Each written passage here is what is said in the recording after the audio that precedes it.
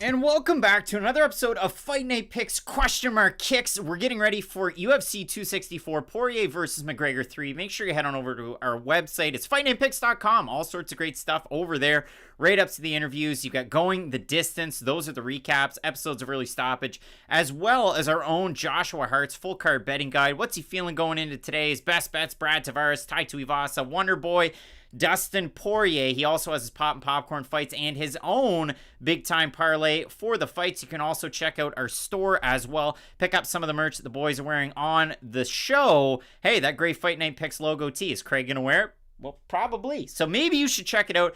All of this great stuff, it's over on fightnightpicks.com. Make sure you check out the website. If you didn't know, now you know. And as we always say with Fight Night Picks, let's get into it. Fight Night Picks is brought to you by Vertiball. Head on over to their website. It's vertiball.com. And listen, it's an awesome product. It's a local company out of New Brunswick, Canada. So make sure you support those guys locally as well as Fight Night Picks. But they're the only mountable portable muscle massager. They can stick onto any smooth surface. They've got an industrial strength suction cup. Can support over 100 pounds of pressure. You can get really into those deep knots. I have one here at home. I use it for my back and my shoulders from holding up that Fight Night Picks Pick'em trophy. But listen, make sure you check them out. It's a great product. Like I said, they're recommended by physiotherapists, masseuses, and chiropractors across Canada, the US, UK, and Australia. And they're used by countless professional athletes like Minka Fitzpatrick on screen there, as well as Clellan Farrell of the Raiders. So if you head into the cart, make sure you check them out. So I've got a Vertiball massager in my cart right there. Use the promo code FNP. You're going to save 10% off your order. You're supporting this company here that I'm very passionate about in New Brunswick, Canada, and you're helping out us as well. So make sure you check them out, vertiball.com, promo code FNP, 10% off your order. And without further ado, let's get into it. Ladies and gentlemen, recorded in Fredericton, New Brunswick, Canada. It's time for Fight Night Picks with your host, Craig and Matt Alen. Oh boy, and just like that, we are back and ready for UFC 264. As always, one half your host, Craig Allen. You can find me on Twitter and Instagram at Craig Allen FNP. Matt, to my left, to your right, at Matt Allen FNP on the respective socials. And for everything that you're going to see on that side of the screen that's not Matt, the Poirier, the McGregor, all of those votes, you can get out there, vote for the fighter that you think is going to win. It's at Fight Night Picks over there on Instagram. We're live there before every Question Mark Kick show. You can check it out there. Gary Rincon hitting us up in the super chat saying, I'll be at the T-Mobile today. Had to check in with the boys before hitting the sportsbook. Good luck to everybody. And Donald E. Guys hit us up before the show even started in the super chat. The $49.99. Thank you. Helping out the channel and the boys. We certainly appreciate it. Saying, in Vegas is so ready. Give me the goods, Craig. QMK parlay for life. There are a few people up there that knew about it. The fact that I said the QMK parlay was retired last week, I was down in the dumps. I think 3 in a row didn't hit. Yikes. After like 4 or 5 did. I've got one for today that I like. But for me, there's plenty of chalk with this card. Of course, it is the trilogy, the finale, knock wood, of Poirier versus McGregor in that main event. And we certainly do appreciate everybody over there in the chat hitting us up, tossing us a like, and supporting the channel every single week. What are you thinking going into this card? I think there's a ton of really compelling matchups on this card and a lot of really fun fights. Like, we've talked about Poirier and McGregor, but we haven't even mentioned how Wonder Boy's fighting Gilbert Burns in the co-main event. And that quite possibly could be to figure out who is next in line to fight Kamaru Usman. I understand there's a bit of a logjam in the division. And then there's other great fights. You've got Omari Akhmedov, Brad Tavares. You've got Dricus, Plessis, Trevin, Giles. Like, there's a lot of great fights top to bottom in this card, and I cannot wait to break it down one last time. Should be a great one. Zach G saying, I can't believe you're both going McGregor. What? We're not. Yeah, what? And also, to you guys in the super chat who are in Vegas, congrats. Have fun. You've earned it. This Wildlife hitting us up there as well, saying love the content. We've got Dave saying, I'm so pumped tonight. Let's get into it. You're going for Ryan Hall. Yeah, so we will have the Question Mark Kicks parlay. We've also got the poll up there. It's the first time I even noticed it there, but 135 votes right now. 53% Poirier. I've seen all the polls this week, and everything seems to be pretty close in this main event. So, Matt, what we do with Question Mark Kicks, we flip it on over to our Fight in the Night screen, then we'll throw it on back. GWH hitting us up in the super chat as well. And yeah, we'll talk about those Fight in the Night options, and then we'll whip it on around. So our first one, Niko Price, Michel Pereira. What a great fight. This fight's going to be crazy. You have two guys who really only know how to move forward, throw volume, and big power. do I really need to sell you on anything else throughout this fight? Niko Price no longer on the sticky icky, so maybe that will somehow be a performance But benefit. you can now. You can now. It's wild. When he wasn't allowed to do... Niko Price is just a rebel without a cause, really. But I could not be more excited for two unranked welterweights to get into this cage, because this fight should be wild. Nevada State Athletic Commission just going, yeah, go for it, just like USADA, just like California. So we'll see what happens there, but this should be a great fight. And Michel Pereira bringing it at the ceremonial weigh-ins, doing all of his flips and such. Again, you hope that he doesn't do it in the cage or on the way, but a crazy guy gonna crazy guy. Matt, in our featured prelim, Carlos Condit taking on Max Griffin. I think this is going to be a great one. And I really do think, I mean, Carlos Condit showcased a little bit more wrestling. Max Griffin, very good wrestler in his own right. I'm glad that we've taken this time to highlight 4 unranked welterweights, because this division is so good that you can put together fun fights like this between 4 fighters who probably won't ever get into the rankings. That's what's so crazy. Like, Carlos Condit and Max Griffin very well could be the best fight on this card, because Carlos Condit, a lot of the time we talk about it, he's the old guy fighting some new guy, making their name off of Carlos Condit. Max Griffin's kind of been there and done that. He has been around for a little while now. We know what we're going to get from both guys, and I do think that's what's the most exciting thing about this one. Should be a great fight, and yeah, I'm really looking forward to it. And again, want to throw this one out there for everybody. Later on tonight, for that main card, we will have the Fight Night Picks Fight Companion. Hey, you've got O'Malley Moutinho to kick off the card. At the end, you get the trilogy, that co-main event, Wonderboy Gilbert Burns. It's going to be something to watch out for. GS Jones saying, let's get into it with the Flames over in the chat. And overall, it is a pretty good card. Yeah, I'm excited to break it down. All right, so we'll throw it on down to the bottom. We have Yaozong taking on Alen Amedovski. Matt, Yaozong doesn't look anything like that picture there. And I said, like, I was getting a little bit of the sneak peek, the sneak preview, China Top Team over on the Instagrams. And you could see him. He was looking defined. He was looking good. I didn't really think he was going to look ripped. Like, the guy had abs. It's like the bag of milk curdled almost. Like, there was some definition to it, and I was really surprised too. But here's the thing, and I've struggled with this every single time we do these videos, so I'll just let this out there. I never know how much stock to put into weigh-ins. I really don't, because sometimes you'll see a fighter, and they look like they're on death's door, for lack of a better term, when they do weigh in on the official weigh-in day. And then the next day, they look like 100% versions of themselves, and it could be the complete opposite. Sometimes they look terrible, and they fight like they would. So for this fight, I really want to put stock into how good he looked and then say, wow, he can go out there and beat Amedovski. But I still do think my pick is Amedovski at the end of the week. All right, Matt. So I'm looking here on Twitter because, of course, Noah Ferentz said who fight is off. I don't see anything. From Action won't end tonight then. Who better's dodged a bullet? Amedovski's out.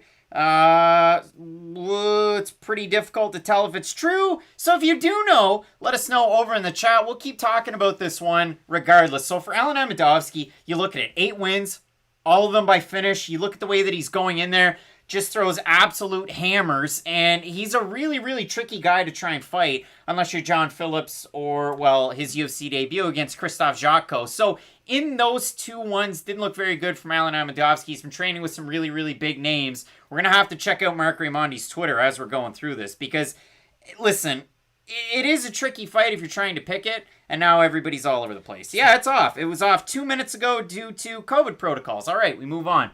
Thanks for that from the chat. Son of a gun. All right. I didn't have a lot of stock into that fight, if we're being completely honest. Yeah, that's pretty good. So appreciate everybody over there. Yeah, I didn't have a lot of stock in that one. I had Amedovski as a pick, but I had it in my notes 50-50. Zhalgas Zhumagulov taking on a really tough out in Jerome Rivera. And I keep saying things like this, but that's not true because Jerome Rivera's looked terrible in the UFC. Now, he's had the flashes. We know how good he is off his back unless he has somebody on top of him with really good top pressure. We know how wonky his striking can be from southpaw with his really good high kick. He can pump that jab. And you would think in a fight like this, he has such a big reach, he has such a big advantage in terms of reach and height. Zhalgas Zhumagulov is really going to have to put a ton of pressure on him. So what do you make of this one? It will be a weird fight because for Zhalgas, I don't want to say I bought all of his stock, but I got quite a bit of it on his way into the UFC, and I have had, I won't say the highest of hopes for him, but I definitely thought he was going to get off to a better start to his UFC career than he has, and he's in that weird category of fighters, and I don't have, like, a headline fighter to really name this category after, but he's in that weird, like, I have decent power, but not great power, I have good volume, but not great volume, and I don't doubt that he can outstrike a lot of guys in the UFC. It just, when it does come to putting it all together, and I know that's a big big point that we're going to bring up a lot when we talk about Gilbert Burns in the co-main event later on. But for Zhumagulov, he is a guy who I just always feel like there's something extra that's missing. And maybe this is the time that it is going to bite me, but I do think he's going to finally be able to get the win. So if we go over into the comments section, Alex Gomez saying Zhumagulov by KO, Matt the Mix saying Zhalgas by decision. Yeah, it is really tricky, and Bib is saying, if you use the term lock, that's how you know people should fade you. Yeah, that's why I don't say lock, ever.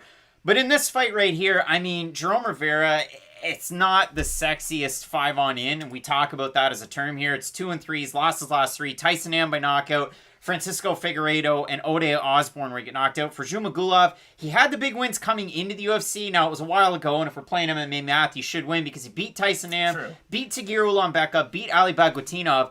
Those 3 wins, UFC-level competition. Without a doubt. Then he comes in and loses to Ali Paiva, and he loses to Amir Albazi. And Albazi's not a big guy for 125, but he is really good with his wrestling pressure. So when I look at this one, Matt Adams is saying, I have over 1.5 in this fight in my parlays. I think that's a great one in this one. I agree with you. If I had that in the Fight Night Picks parlay, that would be the one. I've got Zhumagulov, but the odds on him, he's one of the bigger favorites on this card. So let's get it where it's fresh from Best Fight Odds. He's a minus 313. He was a minus 325, and then there took a huge jump today. So about 10 points. Somebody put a lot of money on Jerome Rivera, who coming into this, again, he was about a plus 260, and now he's a plus 247. So I like Zhumagulov. Don't necessarily love the odds, but I'm sticking with the fighter out of Kazakhstan, and he's got 65% of the vote over at Fight Night Picks. I think Zhumagulov can at least get on the inside of Jerome Rivera, and I really think that's just going to be the key to this fight. Like, if he's just going to stay on the outside and be that... I really don't even know how to describe it. It is that kind of, I wait in the mirror for my opponent. He'll kind of answer with a power shot every now and then. I don't really like that version of Zhalgas, but if we do get the version of he's kind of peekabooing, if you will, kind of ducking in and out of ranges, I do think he'll be able to get the decision win. And Jerome Rivera, I mean, a really good point brought up there by Wyatt Kenny, saying I see Jerome getting the sub. Yeah, I wouldn't put the money on Zhumagulov because he's too much of a favorite for me. But the over 1.5, there's a good opportunity that Jerome Rivera pulls off a sub later, or he's able to get a decision win. So we'll see what happens in that one. Our next fight, Matt, we have Omari Akhmedov taking on Brad Tavares. And there were a lot of people out there that were frankly surprised that we took Brad Tavares at the start of the week. So what are you thinking about this fight going into it? To me, this is one of those classic Brad Tavares fights, a good but not great wrestler, and an okay striker. Because here's the weird thing about Omari Akhmedov. Like, I know his wrestling is good up until a point. I know his grappling is good up until a point. But I do know that once he reaches that point, he falls off a cliff with his cardio. And yes, I understand if you just look at the Tom Breeze fight, he struggled a little bit early and then was able to sort of dominate Tom Breeze physically as that fight was going on. But this is the thing that people forget. Tom Breeze is a welterweight who moved up to 185. And yes, he is a middleweight, don't get me wrong. But he's not nearly as big nor as physically strong as a guy like Brad Tavares. Like, Brad Tavares is a big middleweight, and he's a guy who spent his whole career on these two principles. I defend takedowns, and I can outstrike wrestlers. What's he going to have to do in this fight, Craig? Defend some takedowns and outstrike a wrestler. And yes, I do think Omari Akhmedov is going to have some areas. He might have a few positions that he does look really good in. But I just, at the end of the day, I do like Brad Tavares. I do like his takedown defense. I like his ability to get his back off the cage too. And I think he can respond with power a lot when he does try to explode forward. Great super chat over there from Brandon saying, cheers guys, glad to have another fight card and another fight companion. You can check that one out later on tonight. MPTV saying this is a better matchup for Omari than Chris Weidman. Chris Weidman's different than Brad Tavares where, listen, it's a lot of single shots. It's a lot of takedown attempt. Brad Tavares isn't going to be shooting a lot like you had from Chris Weidman. So for Akhmedov, that could be good in terms of the gas tank. So in a way, yeah, I agree with MPTV there, but Brad Tavares can bring it together with his boxing. He can bring it together with his kicks. And I looked at the odds for this one. Clay saying I'm pretty confident Tavares by decision. Let's see what the over-under is on this one. Over 1.5 rounds is minus 400. Yeah, that's... Over 2.5 rounds is minus 250. So if you like it either way, but Brad Tavares, minus 160 favorite right now. He was as far as minus 170 again. Omari Akhmedov, an underdog that a lot of people shot money on late. He's a plus 133 right now. This is the thing. We've just seen this fight before. Like, this has happened a lot of the times where Brad Tavares fights a wrestler and he has to just find a way to outlast them. And again, this thing that Brad Tavares has where Chris Weidman used his wrestling to make Omari Akhmedov tired throughout their fight. He engaged in all those grappling sequences. what Brad Tavares is going to do is he's going to chop that leg. People don't give Brad Tavares the credit he deserves for his leg kicks. He is one of the early adopters of calf kicks. Calf kicks are something that really only guys in the lightweight division did up until recent times. And then there were guys like Brad Tavares, who I'm going to say he was in the early adopters of the calf kick up in the higher weight classes. I do think that's going to be a technique that he goes to the well early and often throughout this fight. I think if he can at least eliminate that front leg of Omari Akhmedov, you're going to be fighting a wrestler who has half the push on all their takedown attempts and a guy who already has questionable cardio on one leg. I just think Brad Tavares is going to make his life a whole lot easier. 54% of the fans on Instagram have Tavares to win, 46% Akhmedov. You can see both over there in the comments section. Kicks Good is saying Omari takedown. And the Ferguson-Diaz question. I'd be interested in that fight. Salty. It would be a great fight. That'd be a good one. Both of us going Brad Tavares here. It should be a fun fight, though, and that just kind of speaks to the depth of the overall card. Like, I know there's no titles on the line or anything like that, but there's some just great matchups the whole way through that I know I'm really excited for. I don't know about you guys. I think it should be a great one. Morgan Smith saying, wouldn't Akhmedov just try to catch Kip for the takedown? Tavares with calf kicks, it's so hard to grab, though. Like, unless you're confident with having your hand all the way on the ground and exposing your head. Because the quick counter to that was, if I feint a calf kick and you put your hand all the way down to the ground, all I have to do is raise my head up to where your waist would be, and now that's a head kick. So Tavares does a pretty good job, but I get the sentiment both ways. Jennifer Maia is taking on Jessica I on the prelims. This is the first leg of the question mark kicks. Jennifer Maia minus 200. I'm going with it. I said at the start, this card is chalky as all get out. And there are a lot of people out there in the comments section going, pick more underdogs. And listen, I'm sure some underdogs are going to win tonight. I'm not going to go 100%. If it happens, that'd be the cat's ass, but I'm not a clairvoyant. All I will say is through all the research that I've done, I'm confident in this one. I like Jennifer Maia with her pressure. She might not be the most technical boxer when compared to somebody like Jessica I, but I think she has more tools in that tool belt. Younger fighter coming into this one. Obviously, and I hate to say it, but the hunger coming off a title loss. I know Jessica I was able to rebound somewhat after hers, but for Jennifer Maia, I just like every part and parcel of the game coming into this one. Voodoo, first of all, you said that you met Dustin Poirier at a Theo Von comedy thing. That's kind of cool. Like, that's a cool story to have. Here's the weird thing about this fight. Jennifer Maia is a great grappler, but she's not a great wrestler. And I agree with everything you said, and I am picking Jennifer Maia. But the only reason that I'm not crazy confident in this fight is because there's a world out there where Jessica I can basically just defend some easy takedown attempts and force this to just become a volume striking match. And that's the only type of fight that I think Jessica I could beat Jennifer Maia in.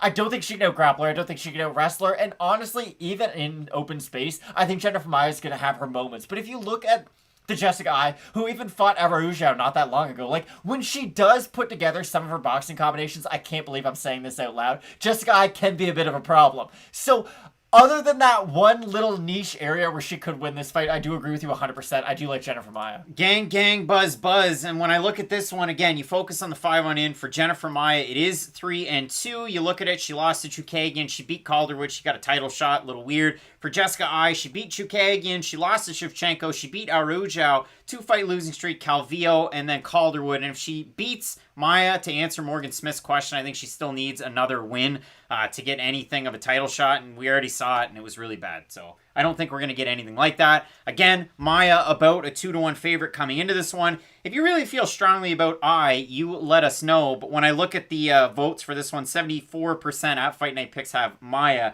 to 26% that have Jessica I. Spenny Runs hitting us up in the super chat with $5. We appreciate you. The super chat is going crazy today. Really has been. The interaction's been great so far. 467 viewing, only 110 likes. It takes 2 seconds. We'd appreciate that too. If you can't hit up the super chat, you just toss us a like. Matt, we'll move forward to our next fight. Trevin Giles, Dricus Plessis. At the start of the week, this was where we were split, and I saw a lot of people loving the power jab references. I saw a lot of people, frankly, that like the musical references.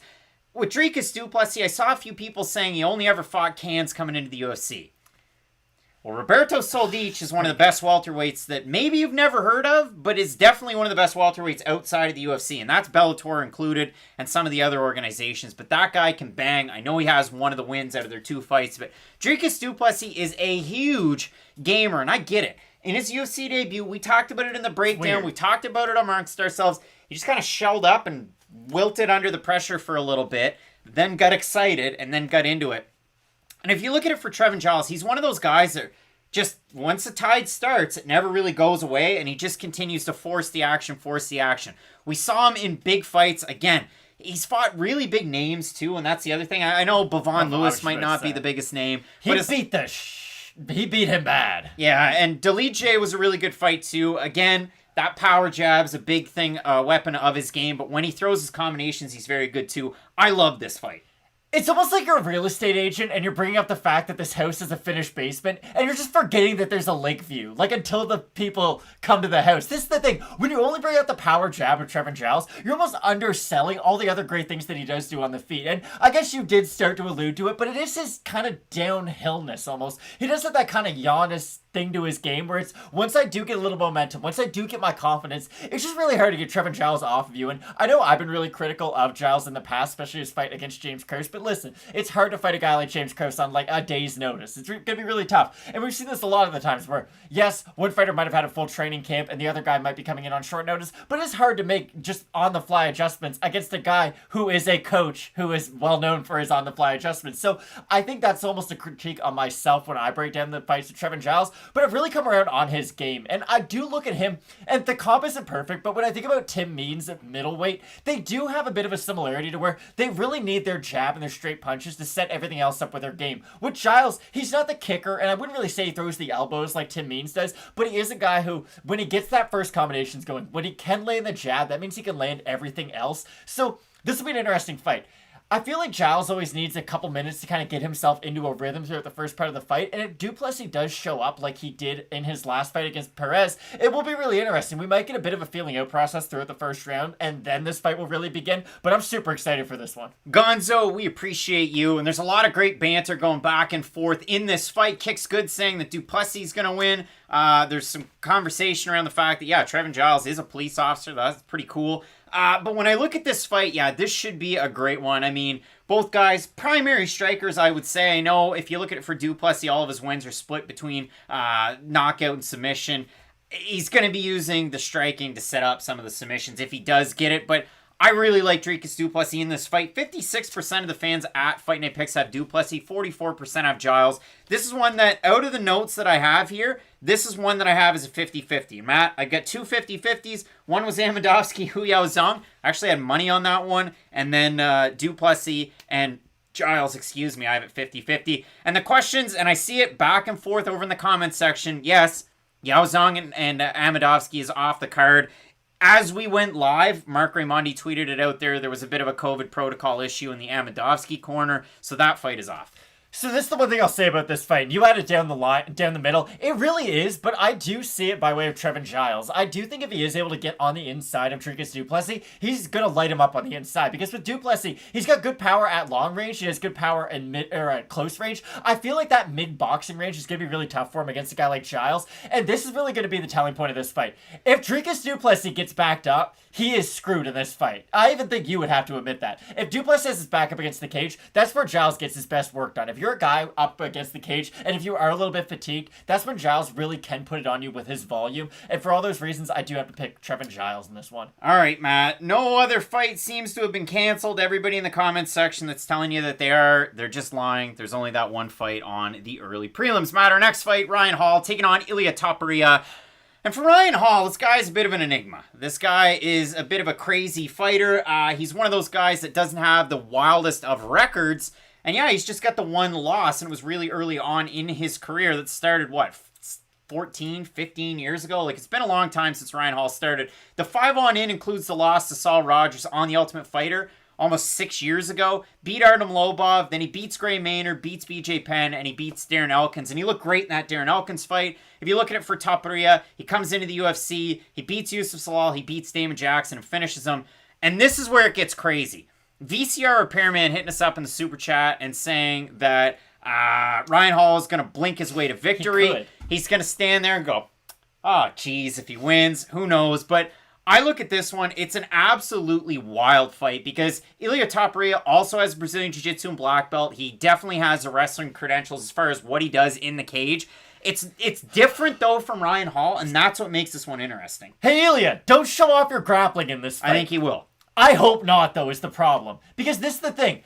Jamal Hill said the same thing before his fight with Paul Craig. He said, hey, Paul Craig's great on the mat, but so am I. I've been with these coaches for my whole life. You shake your head, but it's true. With guys like Ryan Hall, with guys like Paul Craig, Why mess around with it? Why try to figure it out? This is the only thing they're good at. Can Ilia Topuria outstrike Ryan Hall? Without a doubt. Ryan Hall's got a lot of really fun kicks. He has decent volume, but he's not a guy who's going to go out there and really hurt you with any of his shots. And if you're a guy like Ilia Topuria who can get on the inside of a lot of that kicking range and really use his boxing heavy attack, then I don't think Ryan Hall's going to pose a single threat to him on the feet. Voodoo Wiz brings up a good question. Why would you fight Hall when it does nothing for your career? Let's say, hypothetical, Ilia Topuria beats Ryan Hall. Ilia Topuria is undefeated, former Cage Warriors champ at bantamweight.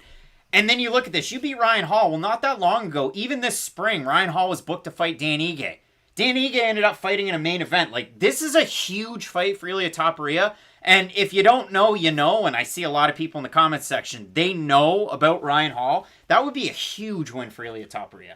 It would be, but I don't think it does that much for his career, Craig. I gotta be honest. And maybe we do look at this differently. Just for me, this is an all-risk, very low-reward fight for your Ilia Topuria. Like, we might like it, but we're like the hardcore of the hardcores. And I really don't think that Ryan Hall's the type of guy who you beat him and then, wow, the UFC's like, you're ready for anything. Ryan Hall's coming off... He beat BJ Penn and Darren Elkins, who hasn't looked very good in a couple of years. Like, I understand there's a lot to like in the Ryan Hall camp. I just don't think this is the fight. But again, I can't say this enough, and I'm going to say it one more time. I don't want Ilia Topuria to shoot a single takedown in this fight. Ryan Hall is known for taking people's legs home with him. That is his one area of specialty. Why would you mess around on the mat? Again, we've seen this before. Fighters get overconfident with their ground games. Yes, he has a black belt, Craig, but it's nothing compared to what Ryan Hall has on the mat, and that's my issue. If Topuria can keep this being a striking fight, I see this being a trivial matchup for him. But if he does try to risk it with the grappling, I'm really seeing it being just a really idiotic move for him. Matt, if we have a look, 61% of the fans have Topuria to 39%. Ryan Hall over on Instagram at Fight Night Picks. The odds, Ryan Hall a plus 184 underdog, and then you've got Ilia Topuria coming in about a minus 226 or thereabouts. There's a question there. Patty the Baddie's going to fight my guy, the mushroom farmer, Luigi Vendramini. I absolutely love that fight. You know I'm excited about it. That's a tough fight, though, for Patty, but I love it. It'll be a fun one, though. Niko Price is taking on Michel Pereira, and listen, we said it's a possible fight of the night. At the start of the week, we were split on the pick. Niko Price takes a lot of damage, and his face doesn't accept it very well. He's the type of guy that can get really good finish wins off his back. His jiu-jitsu is crafty. His striking is wonky, and he's taking on Michel Pereira that did the up, down, like Shawn Michaels, but just, I don't know, like if Shawn Michaels had like 70 Red Bulls. So we get this fight. Pereira, Price, what are you saying? So Pereira is what you get if you combine Brett Lawrie and Shawn Michaels. If you're a Canadian baseball fan or you like the Oakland A's or the White Sox, Brett Lawrie. So there we go. Miss him. This should be a really, really fun fight. This is my problem with this fight. Niko Price does a lot of really unique things, but they're still kind of basic. Like, he throws combinations with weird timing, and he throws them with weird strikes, but it's not like the strikes themselves are that unique. It's a lot of front kicks, a lot of push kicks. It's a very kick-heavy game, but all of his strikes are straight shots for the most part. He's not a big hook fighter. This is my problem when you bring it over to Michel. Everything he does normally comes in a loop. So for me, if I really want to oversimplify this fight, I can just see Niko Price getting from point A to point B earlier throughout this fight. I think that's insane. No. Just going straight shots, keeping this at range, not making this the fun fight that we believe it could be. But if Pereira gets on the inside of Niko Price, I really do think he's going to be able to mess him up with a lot of those kind of, I guess, Muay Thai techniques to a degree, because there is sort of his own pizzazz on a lot of what he does. Real News MMA, are we going to FLA 2 in Toronto? You bet your rear end we're going to FLA 2 in Churros. So yeah, 100%. I'll have to message Kat and see if we can make that a possibility. I've got Michel Pereira in this fight. I think he's taken home, and I saw somebody throw it out there, that $75K bonus, because listen, sometimes they decide arbitrarily to give people more money.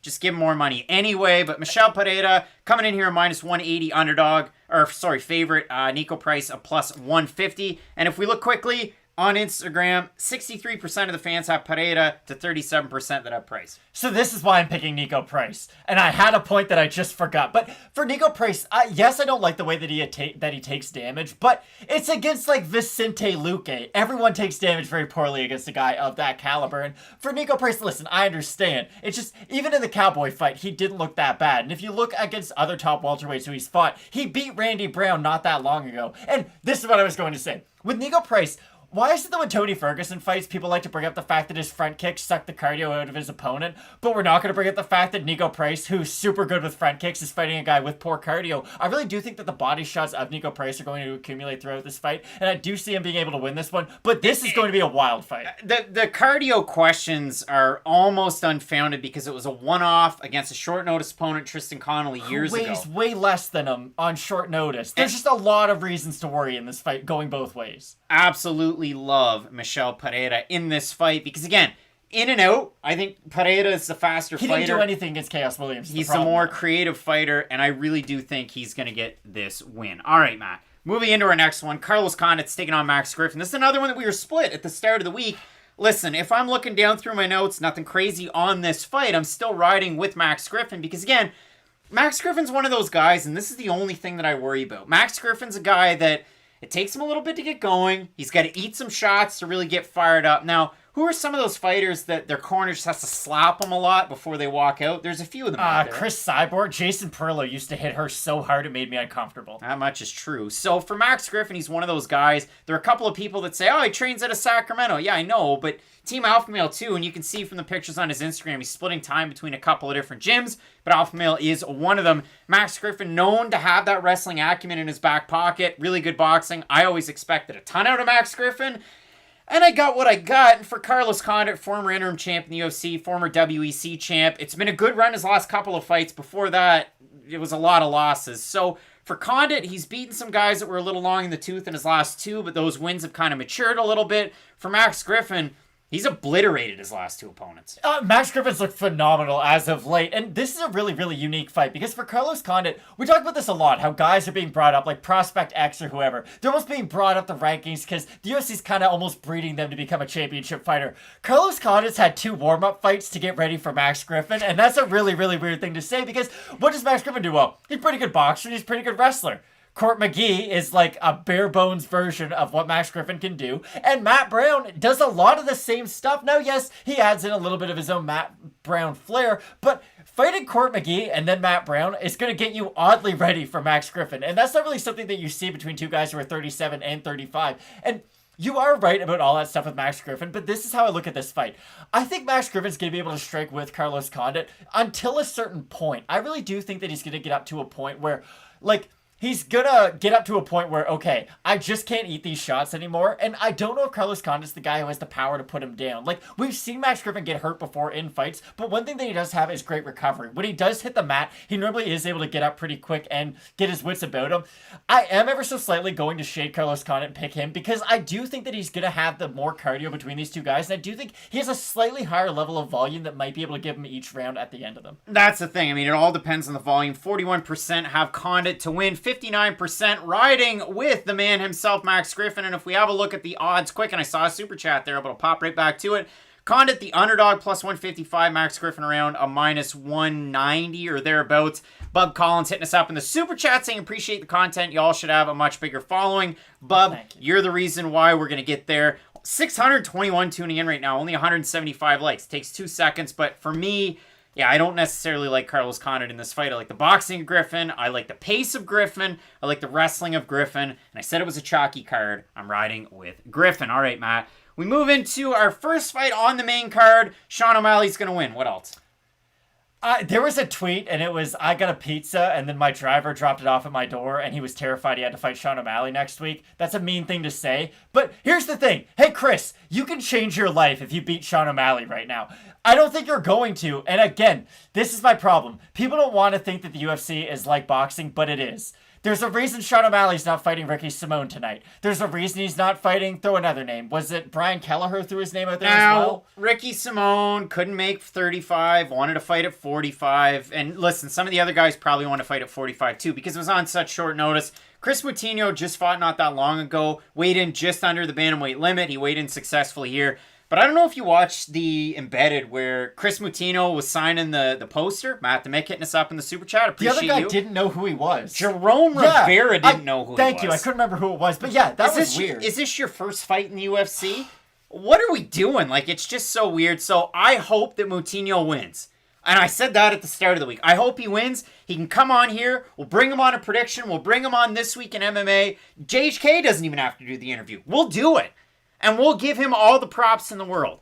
But Sean O'Malley's a hell of a striker.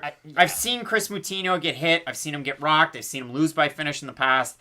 I like Sean O'Malley in this. If O'Malley can do what he did to Almeida, that was so disgusting in his last fight and some of his other fights, the only time that we've seen him in any danger, Sukum Toth, we saw him early in his pro career at certain points where maybe the fight should have been finished. Hey, who knows? But I don't think poor old Kris Moutinho is going to win this one.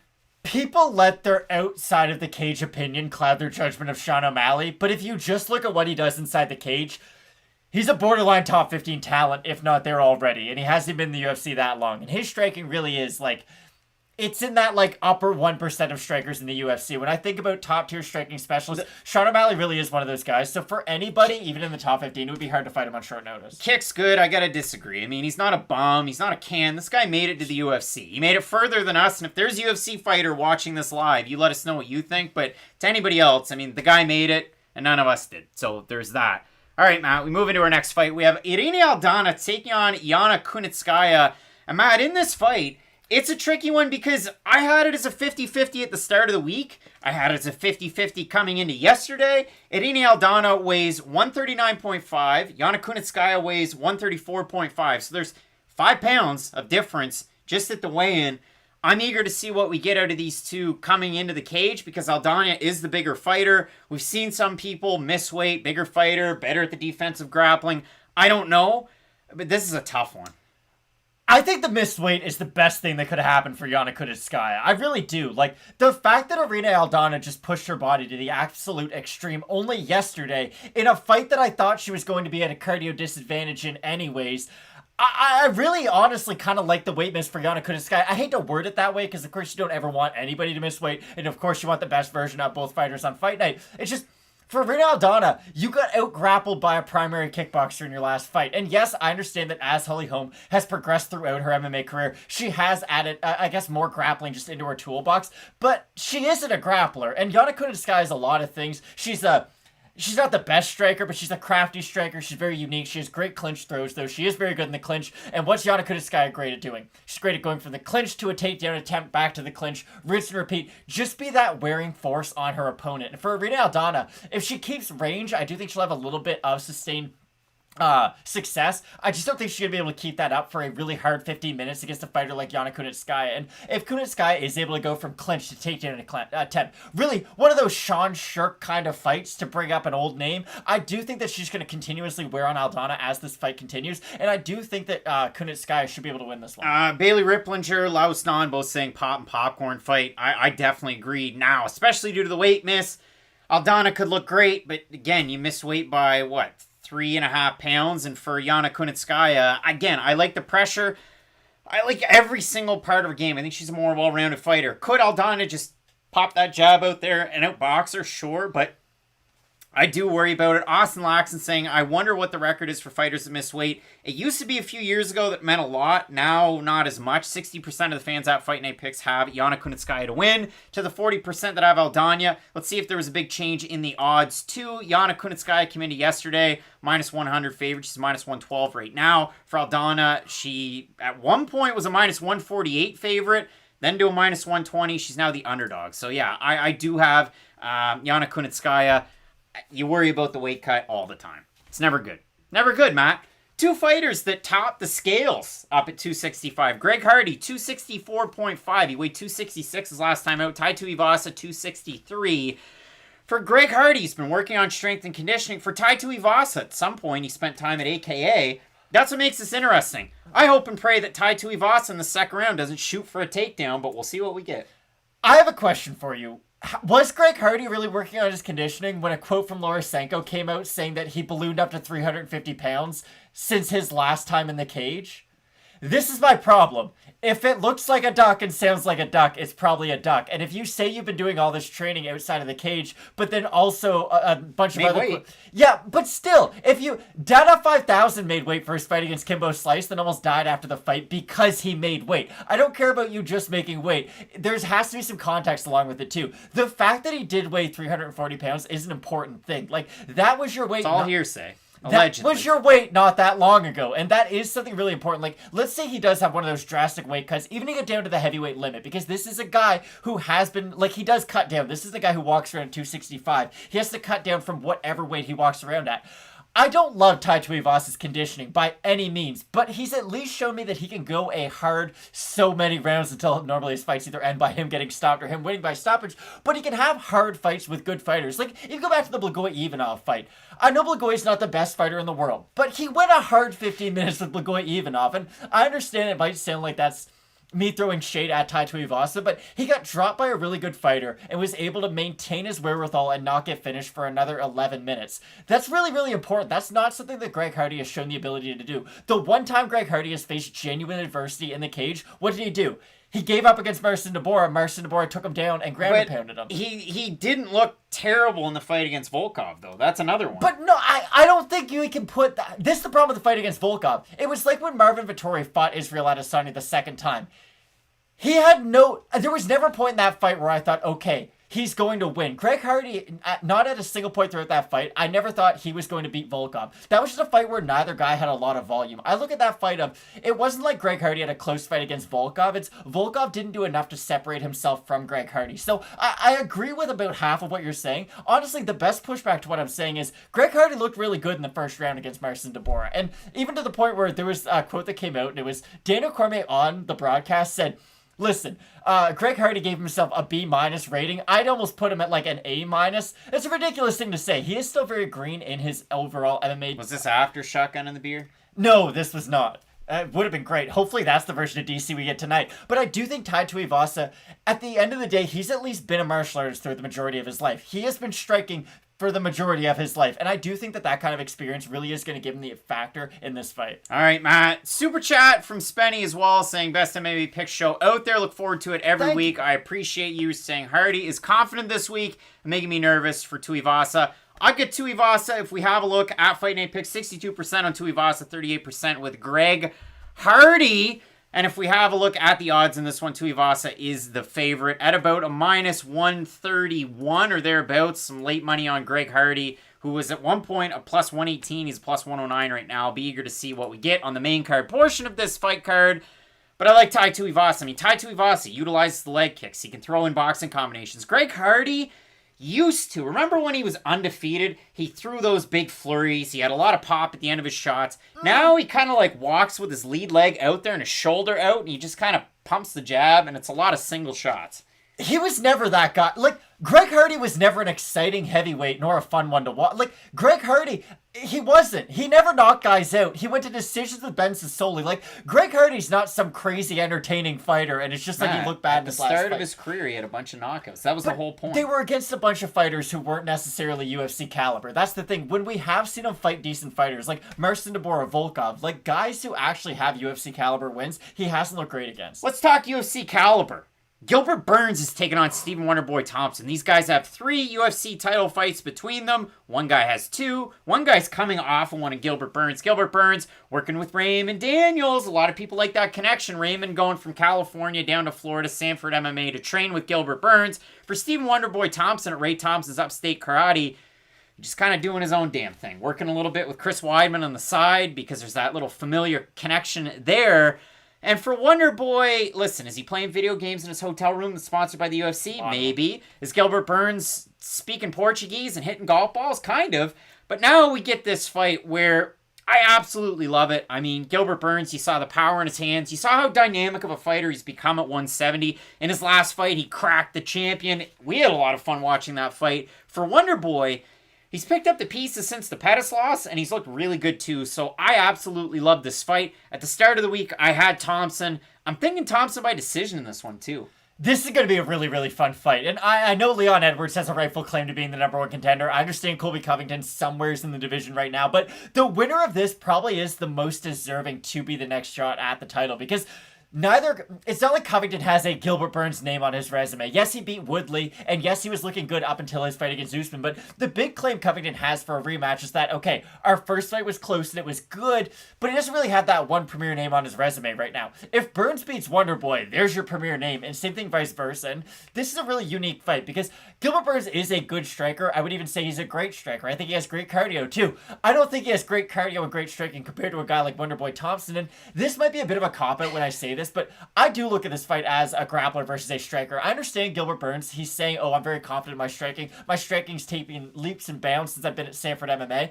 But I still don't want him coming into this fight throwing a bunch of left body kicks and then trying to throw like right hook into a left straight. I still need Gilbert Burns to at least shoot for a takedown at some point throughout this fight because I'm fairly confident that if Gilbert Burns gets this fight to the mat, even with like 40 seconds left in a round, that's enough time for him to finish a guy like Wonderboy Thompson. The issue is, how much of Wonderboy's defensive grappling have we seen in the UFC?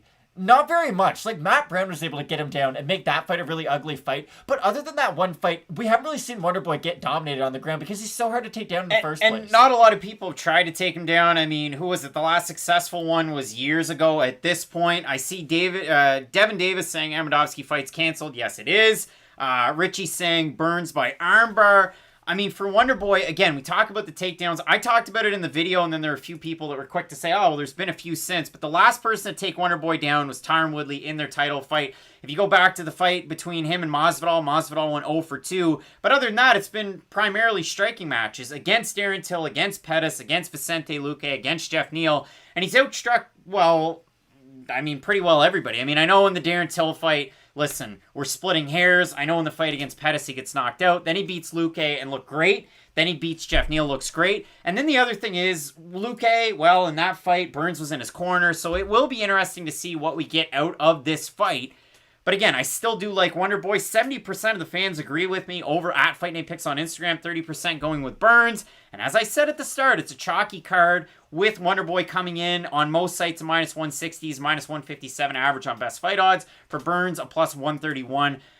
Maybe you like Burns if he's able to shoot in really quick and just go balls to the wall as fast as he can. But I think as the fight goes on, it really does, or it will accentuate Wonderboy's tools. He's got great cardio. He's great at countering. He's great at picking guys apart and throwing volume too.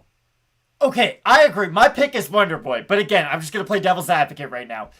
I think if Burns can just have a very clinch-heavy first round. Again, even if Burns loses the first 2 rounds, but makes Wonderboy work enough to where his arms are a little bit more burnt in that 3rd round. He isn't as fast on his feet, and if Burns can get a takedown near the end of the fight, I do think Burns could win by submission in the 3rd round, but I really do think that's his only way. I should kind of look at it a little bit differently. I think that the earlier the fight is, the more pop and the more bounce Wonderboy has in his step, and that's going to be so hard for Burns to close that distance and get close to him. I do think as the fight goes on, though, and Wonderboy does get a little bit more flat-footed, I think that might give Burns the opportunity to shoot in. Again, I am picking Wonderboy, but I do think that there is a very small opportunity for Burns to get the sub as this fight goes on. Can't wait for this fight. It should be a great one. Now, Matt, we move into our main event of the evening. Over 800 tuning in. Takes 2 seconds. Throw us the like. Throw us a like. It's easy. All right, Matt. We have Dustin Poirier taking on Conor McGregor in the rematch. Overall, the complete card video did very, very well this week. So give yourselves a pat on the back. We appreciate everybody that tuned in. Tons of likes on that one. On the individual video, tons of dislikes. A ton of dislikes. People hated it because we didn't really give Conor McGregor much props. So let's do it. Let's give Conor McGregor his flowers. He had an amazing rise to the UFC. Marcus Brimage stood no chance in that fight. Nate Diaz in the second fight? Who? What? Huh? It was a close fight, but huh? Cowboy Cerrone looked pretty good in that fight, coming back after years away. But he hasn't won a fight at lightweight since November of 2016. That was his win at UFC 205. He gets a huge win against Eddie Alvarez. So for Conor McGregor, it's almost like a what have you done for me lately scenario because it's been 5 years. That's how I look at this one. It's tough for me to look at all of the old performances and trying to expect what I'll get out of Conor McGregor. But for me, the other trouble is, and we talked about it at the start of the week, grasping at straws at the press conferences, like really trying to go for low blows, throwing out dirty, dirty tweets on a Thursday night. Like, it's just really weird stuff. It's even less in terms of the trash talk than we got for the fight at UFC 229 against Khabib, and you expected a lot out of that. These guys were buddy-buddy in January. Now the trash talk favors Dustin Poirier, who seems to be in Conor McGregor's head, which is the opposite of what happened when they fought at 145. It's just weird to me.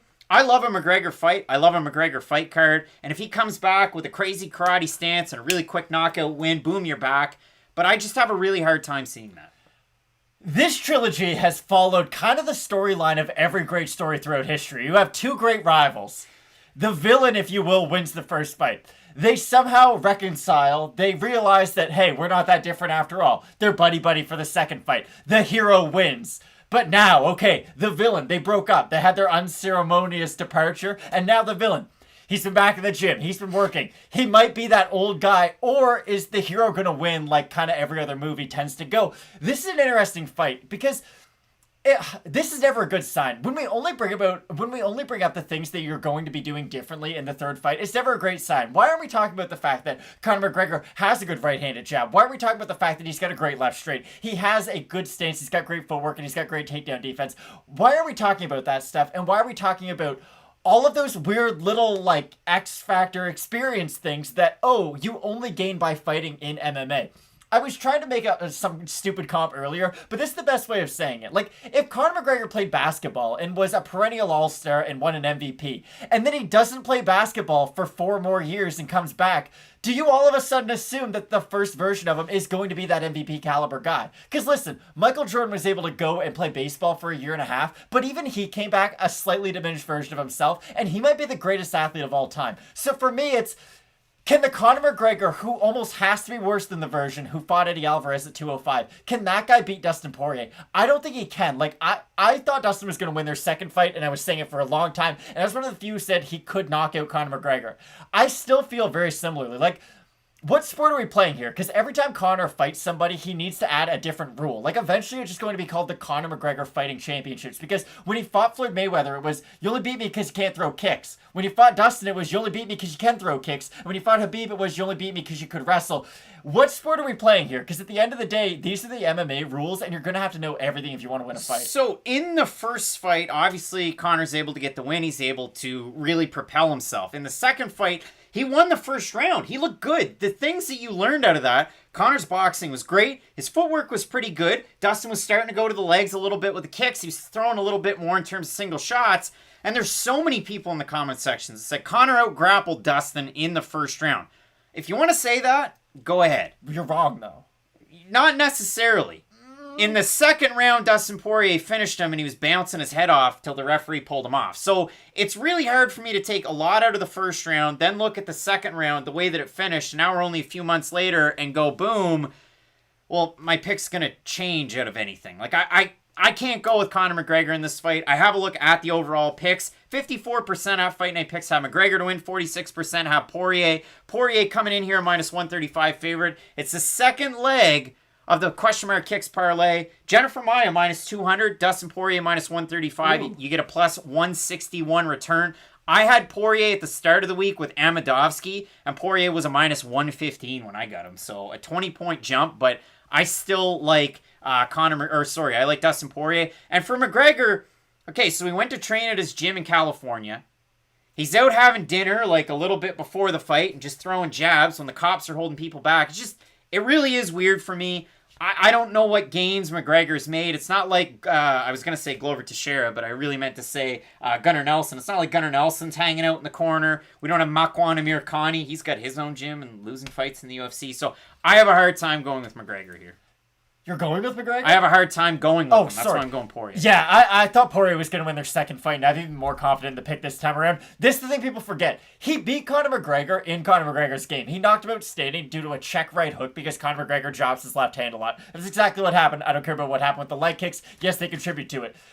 He also took down Conor McGregor in the first round, and this is an aspect of Dustin's game that we don't talk about nearly enough. He's a legit black belt on the mat, and I would not be surprised if Poirier submits Conor in this fight. That's like, I don't know what the prop is on that. I haven't even looked at it, but I do see as this fight progresses, I do think that Poirier is going to be more likely to win by submission. I do think this should be a really, really exciting fight, though. I think this is going to be a great fight no matter who wins, but I do think Poirier's got it. Alex Gomez saying Conor will win this fight. He wins the belt. He fights Khabib. And Alex, if Conor McGregor wins this fight, Alex Gomez gets a shout out in our next video right at the start. And I'm dead serious. I will do that for you.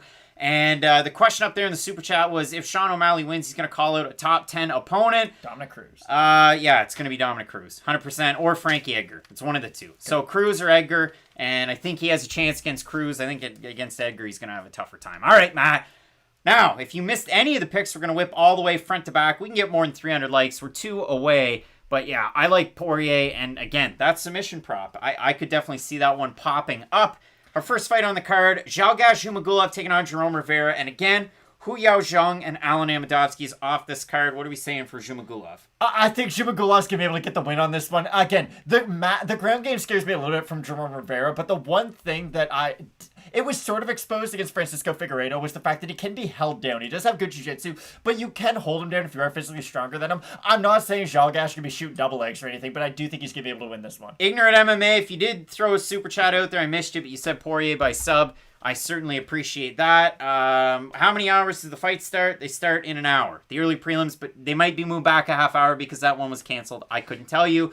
I like the over 1.5 if you're going that way. I still have Zhumagulov, but I have enough doubts that that's the way that I'm going. So you might like Rivera. Jerome is not UFC caliber. Oh, well, I mean, he's there. I know he's lost 3 in a row, but yeah, it's a tricky fight for Zhumagulov either way. Omari Akhmedov is taking on Brad Tavares, defensive wrestling. I think Tavares has got a shot. He looked great against Shoeface last time out. He's looked pretty good in PFL, but I do like Brad Tavares in this fight. This is another one, a little bit of a toss-up, but I do like Tavares here. Yeah, again, we've seen this before. Brad Tavares is great at defending takedowns and just being the highly more active fighter. I do think he's going to be able to beat Omari Akhmedov, but this should be a fun fight. Again, I don't know. I get excited every time I see this graphic pop up on the screen because I do have high hopes for this fight, oddly enough. All right, Matt, we move into our next fight. We have Jennifer Maia, Jessica Eye, first leg of the question mark kicks parlay. Jennifer Maia at a minus 200. I like her in this one. Is Jessica Eye going to box her ears in? Well, that remains to be seen, but I like Maia here.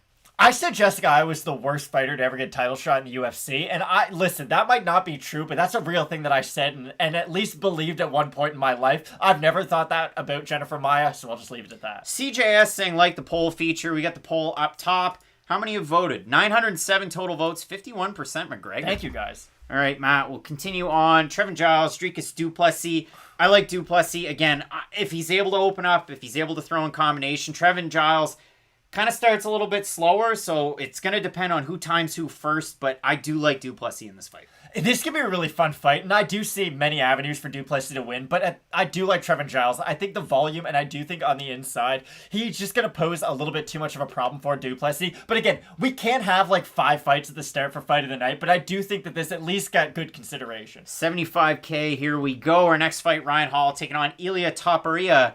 Will Ilia try and wrestle and grapple? We'll see, but we know how good his boxing can be. I got Topuria here. I hope he doesn't grapple. I do have Topuria, but this is a really big fight for him. If he wins this fight, then yes, it proves to us that he's really, really legit and he's ready for that next step up in competition. All right, Matt. Next one, we've got a really big fight. Niko Price taking on Michel Pereira.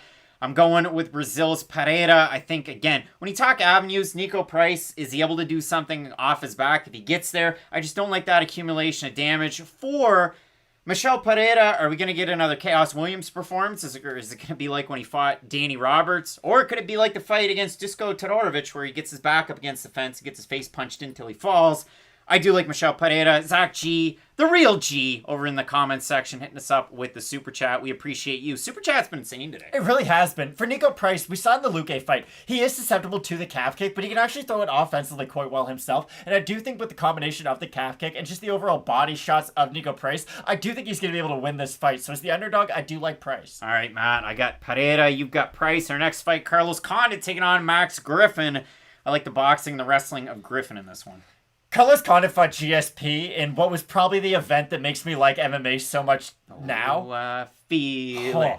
Great promo. And the fight itself delivered too. I am going to pick Carlos Condit. Maybe some of that is the nostalgia factor, but he also has looked really good his last 2 times out. Maybe you don't want to take my opinion on this fight, but I do have Carlos Condit. All right, Matt, we're split on that one too. So that's what? 3 out of 4 that we were split on. I think the rest were in agreement. Sean O'Malley to beat Chris Moutinho. Sean O'Malley should win this one. Not much of a conversation. Irina Aldana, Yana Kunitskaya. I'm definitely not confident in this fight anymore because of the weight miss. I've got Kunitskaya, but I could see it going either way. It's a tricky one. Again, I almost like Kunitskaya more because of the weight miss. If Irina Aldana really did push herself to the absolute limit, it is a diminished version of herself. Like we do often see fighters when they do miss by a lot, because if you're missing by that much, your body shut down a while ago. So I do feel like we're going to see a diminished version of Aldana, and for those reasons, I like Kunitskaya. Your next one, you've got a really, really tricky fight. Tai Tuivasa, Greg Hardy. I'm going with Australia's Tuivasa here. I like Tuivasa as well. All right, Matt. Co-main event of the evening, Burns, Wonder Boy. It's a close fight. We've got Sean Ryan saying how long till the early prelims. They're supposed to be an hour away, but again, with the first fight off, it could be an extra half hour. Going with Wonder Boy here. I like Wonder Boy as well, but this should be a phenomenal fight. All right, Matt. And in our main event of the evening, is it Hot Sauce?